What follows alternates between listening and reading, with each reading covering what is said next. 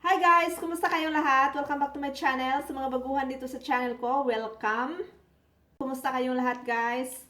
Magluluto tayo ngayon ng UBE halaya kasi may gagawin ako na kakanin. Ang ipalaman ko ay UBE halaya. Magagawa-gawa lang tayo ngayon ng kung ano-anong kakanin kasi hindi tayo makalabas-labas. Hindi naman bawal lumabas dito sa amin, sa lugar namin kasi wala namang confirmed cases. Hindi sa buong Australia guys ha, dito lang sa lugar namin. Nakatira kasi kami sa countryside kaya medyo malayo kami sa city. Pero iiwasan lang natin ang paglabas-labas para makaiwas tayo sa anumang sakit na lumalaganap ngayon. Kaya ingat po tayong lahat. Simulan na natin ang pagluluto.